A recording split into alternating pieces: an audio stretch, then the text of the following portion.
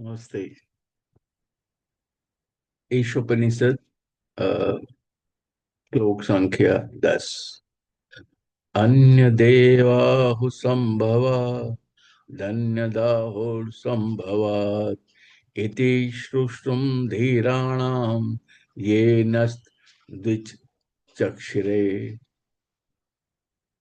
संभवात का मतलब होता है मिल के चलने से, और संभूति से।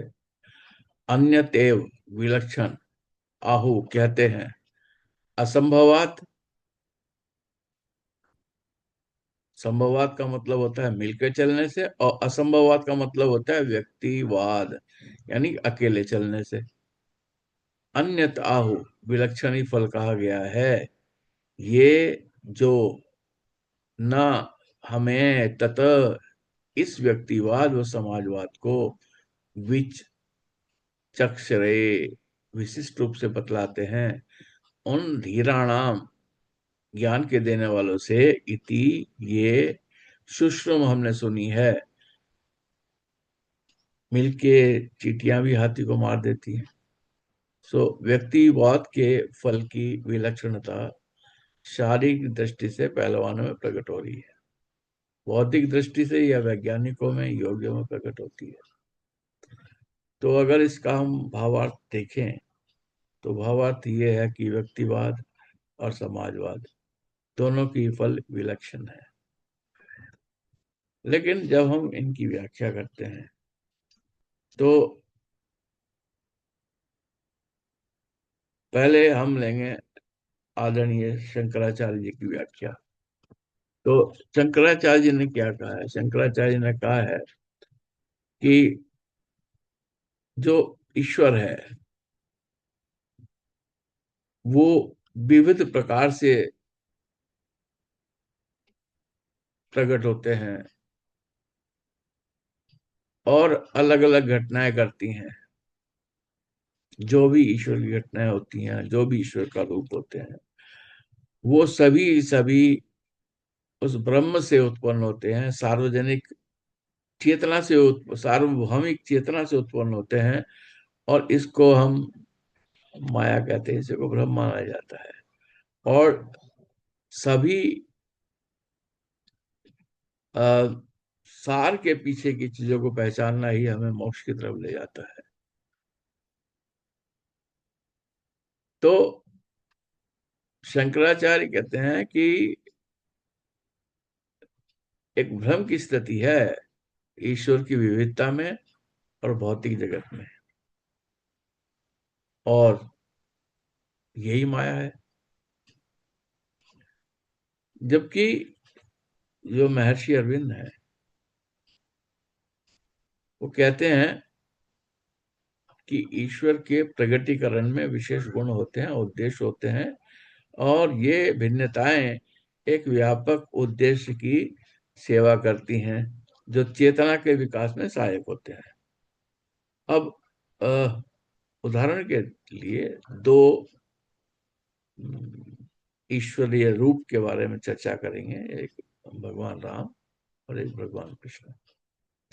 दोनों अपने अपने युग में पैदा हुए, प्रकट हुए। दोनों की अलग अलग प्राथमिकताएं थी। भगवान राम ने का जीवन आदर्शों के भरा हुआ है। एक अच्छा पिता कैसा हो, एक अच्छा पति कैसा हो, एक अच्छा पुत्र कैसा हो, एक अच्छा सामाजिक प्राणी कैसा हो। तो इसीलिए उनको हम कहते हैं मर्यादा पुरुषोत्तम। उस समय के लिए वो आदर्श थे। और उसके बाद भगवान कृष्ण का समय आया। भगवान कृष्ण जो है उस सामाजिक ढांचे के हिसाब से उन्होंने जो भी लीलाएं की वो बहुत ही उपयोगी रही। और गीता में उन्होंने कहा ही है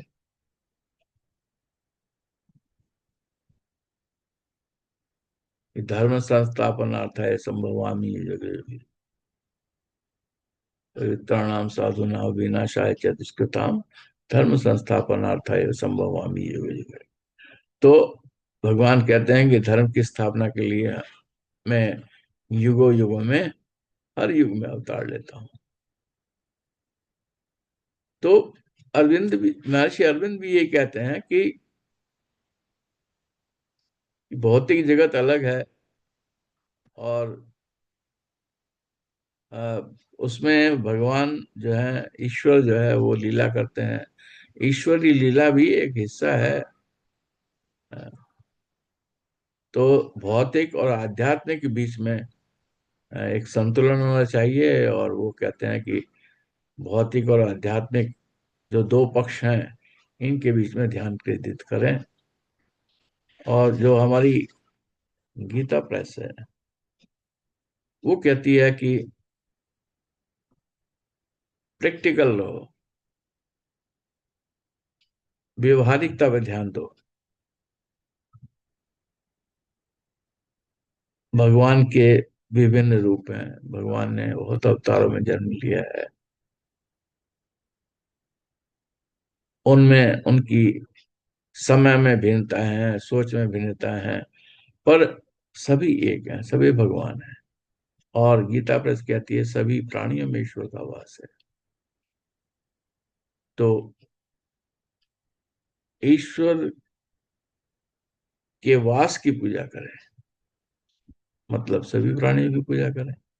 और इसीलिए अगर आप देखें तो हमारा सनातन धर्म हाँ, सभी प्राणियों की पूजा के लिए कहता है, और हम करते भी हैं। हम वृक्षों की पूजा भी करते हैं, हम पीपल की पूजा करते हैं, बट की पूजा करते हैं, तुलसी की पूजा करते हैं, और कभी हम कुछ कुत्ते को खिलाते हैं, कभी हम कौवे को खिलाते हैं, क्योंकि हम मानते हैं कि सभी जीवों में, सभी प्राणियों में ईश्वर का वास है। तो अगर हम इसको बहुत शॉर्ट करके सोचें क्या है ये, तो शंकराचार्य हमेशा की तरह अद्वैत पे जोर देते हैं। उनका जो श्लोक के इंटरप्रिटेशन है सब अद्वैत अ, से संबंधित है। अरविंद, महर्षि अरविंद हमेशा विकास की चेतना की तरफ जोर देते हैं, कॉन्शियसनेस पर जोर देते हैं। और जो गीता प्रेस है, गीता प्रेस वाले जो हैं हमेशा व्यावहारिकता की बात करते हैं। तो ये जो है हमारा 10वां श्लोक है, जिसमें हम हमेशा 10वें श्लोक में हम बात कर रहे हैं ईश्वर की, और बात कर रहे हैं माया की, बात कर रहे हैं एक आदमी की व्यक्तिवाद की, और बात कर रहे हैं समाजवाद की। सो अगली बार 11वें श्लोक की व्याख्या करेंगे। नमस्कार। जय श्री राम।